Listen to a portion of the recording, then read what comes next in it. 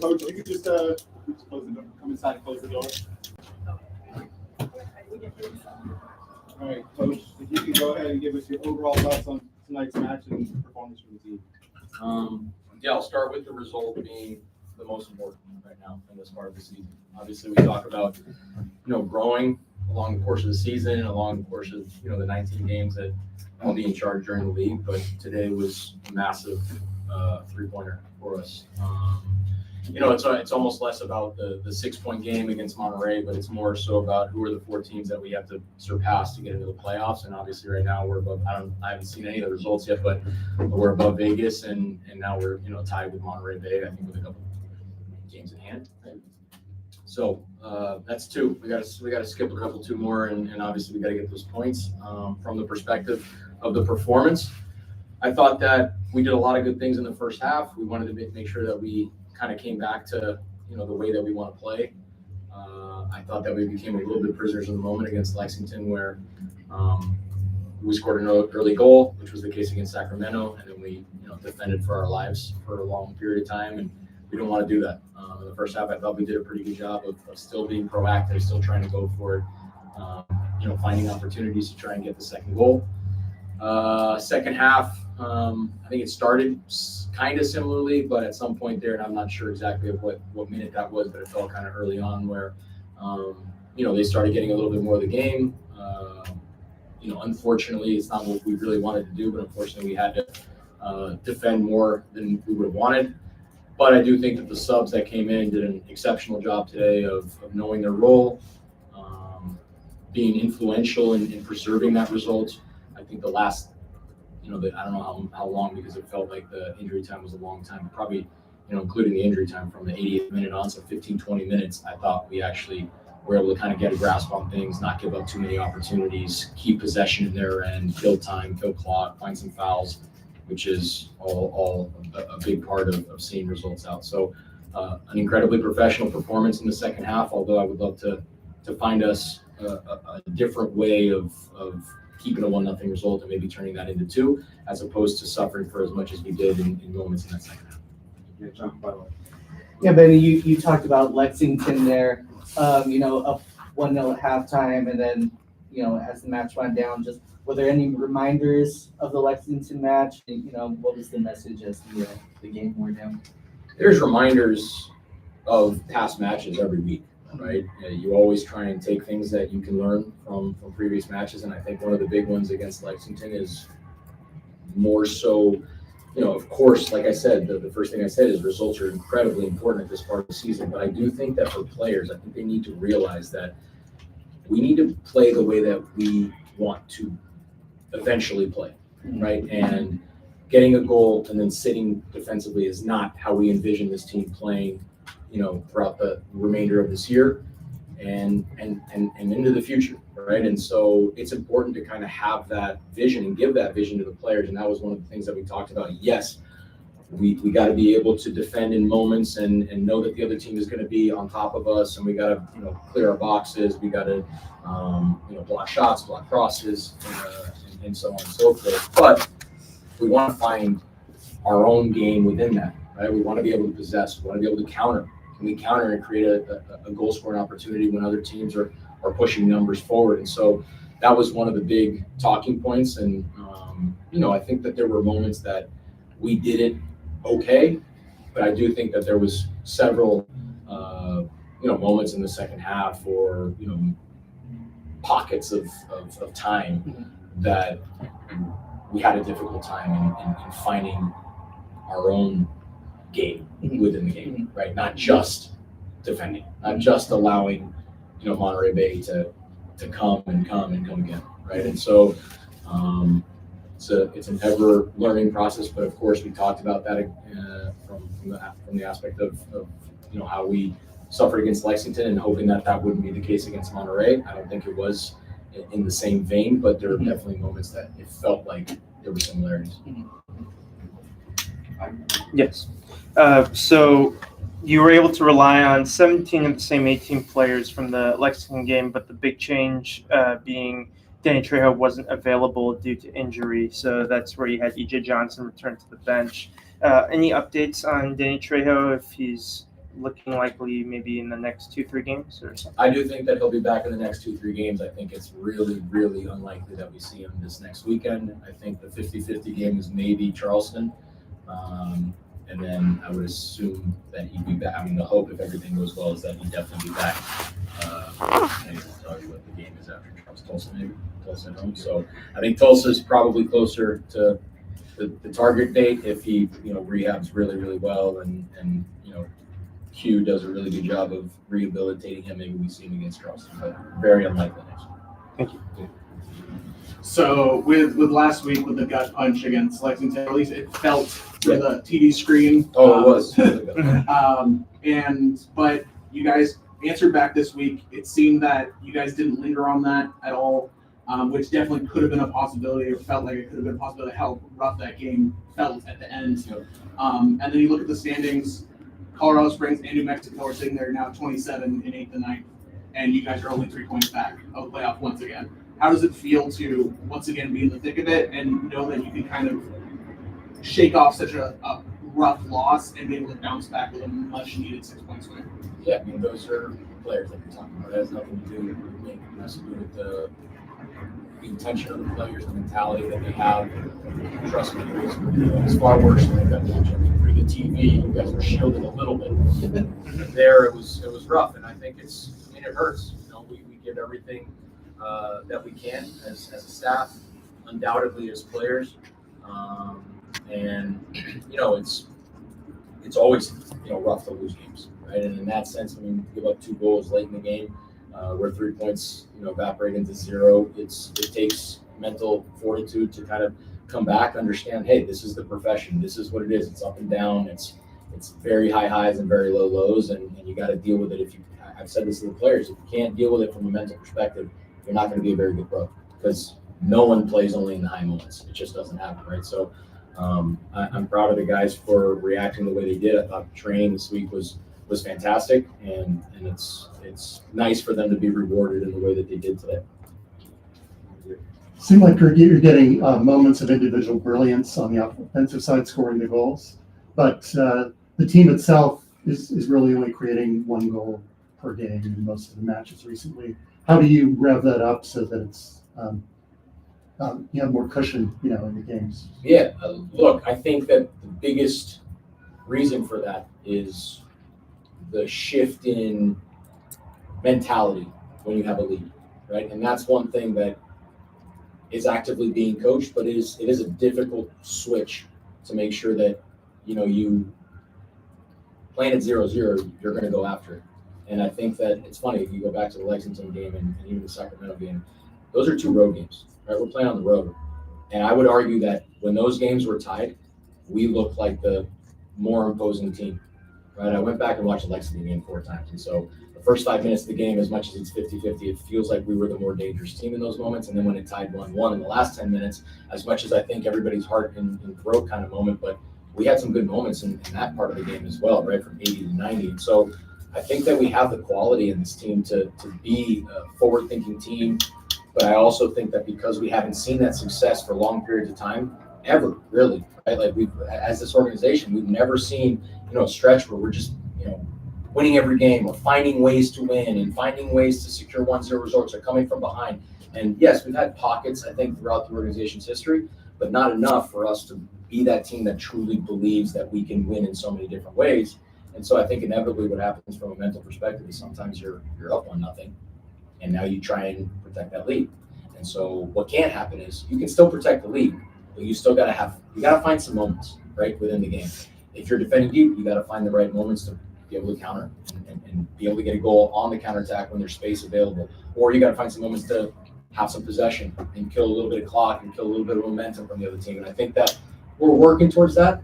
But again, I think we have the ability to create goal-scoring opportunities. But when we have the lead, we start playing a little bit differently, and then those chances start drying up. No. Brian G. Santa Cruz Voice. So a couple of your guys, Green and Donor, played on both sides of this rivalry now. Do you think it means a little more to them? Have been on both benches, and Also, you have, to my count, like 9 games left in the season. Is it, you think you need to change anything up, or just kind of keep what you're doing to try to get your way into the playoffs and make some noise? Yeah, so first question, I haven't asked them, so you'd have to ask them, but I played on games where I played against teams that I had played against, and 100% the answer to your question is yes. It always means a little bit more. You want to make sure that you're on the winning end of that, divorce, so to speak, or separation. And so whether it was amicable or not, I think you always have that juice to play against, your former team. So I would think so, but you got to ask them.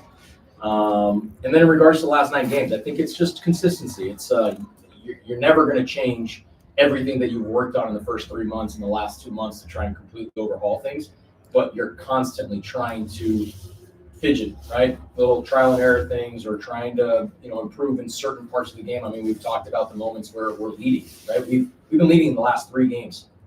We were up against Sacramento, we were up against Lexington, we were up against Monterey.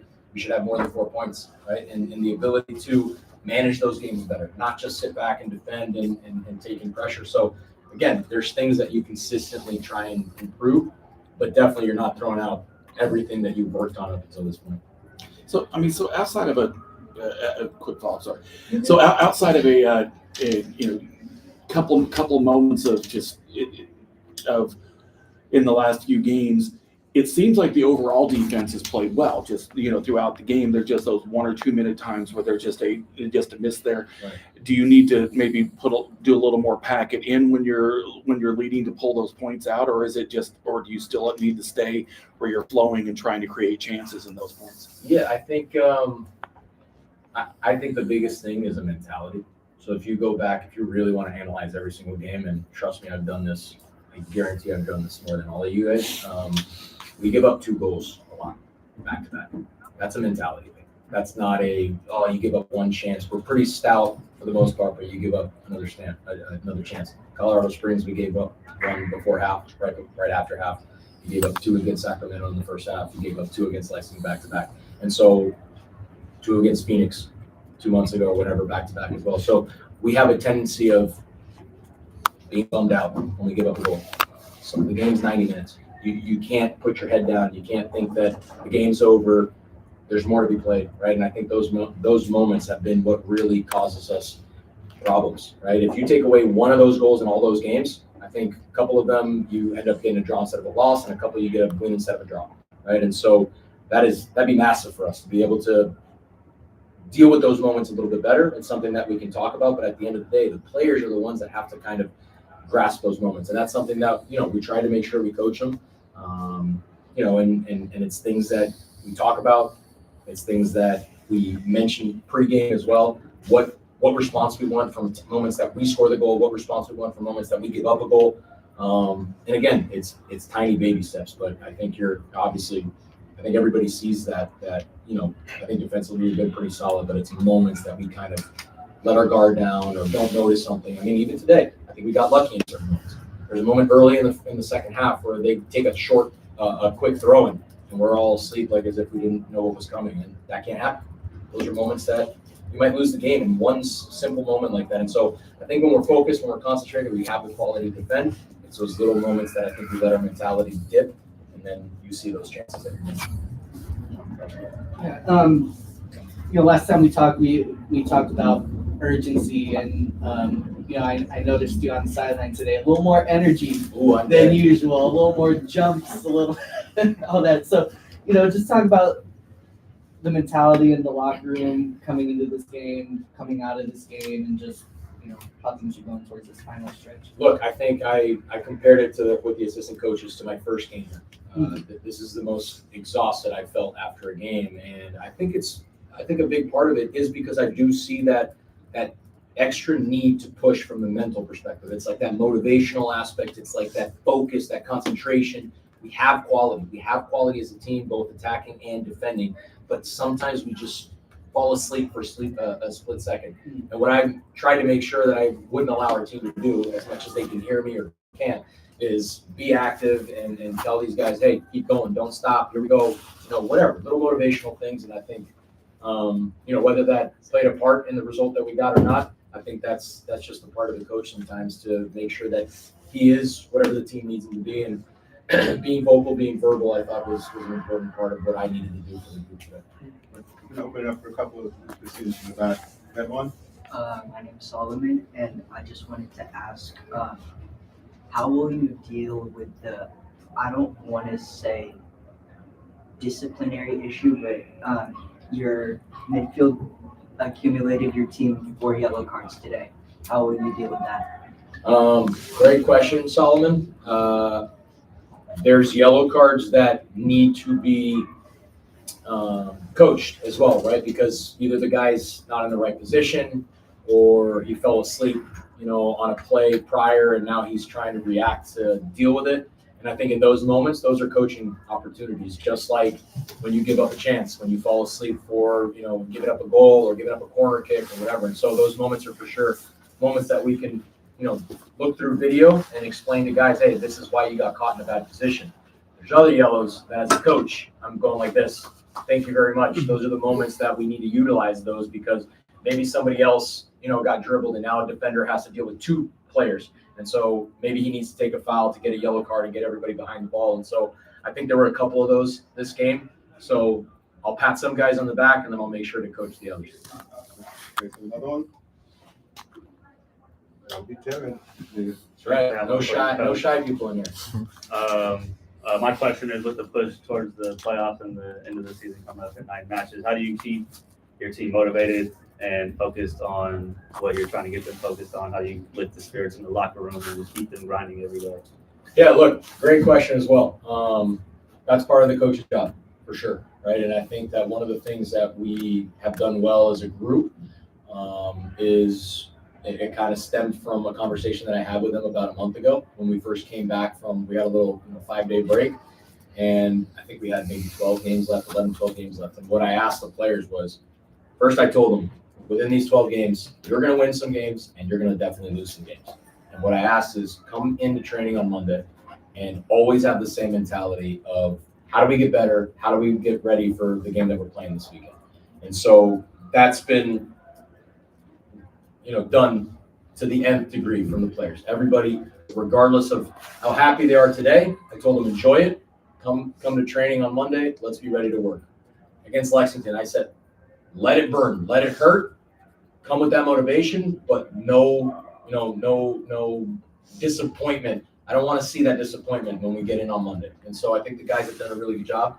And the one positive that you can take always from wins, and obviously with this win, it's a big one, is that hey, this is where it can get us, right? These are the feelings that we're feeling. We want more of these feelings, and so you can use it as a motivator for sure. But I think the guys have been really good at staying even keel, which is one of the hardest things in the sport. Got one more? Let's give him one chance. Go ahead. My name is Jonathan. My question was, do you believe your team did as well as you expected them to?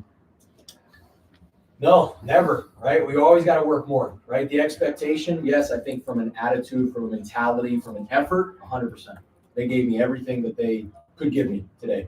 I'm extremely proud of that. But from a technical standpoint, I think every single week you can't be satisfied, right? That was one of the words that I used for our players against Sacramento when we tied them 3-3. I thought we outplayed Sacramento. I thought we were the better team. We were on, their home turf, and they're one of the top teams in this league. And we were, I'd say, not happy, but pretty pleased in the locker room. And what I told them, I was like, you should be pleased with the performance, but you should not be satisfied with the result. When you play better than the other team, you need to get 3 points, right? And there's always something to work on. And so even from today, am I satisfied? No, I'm happy with the 3 points, but it's always getting back to work and how can we make this team better. All right, guys. We'll be back with one.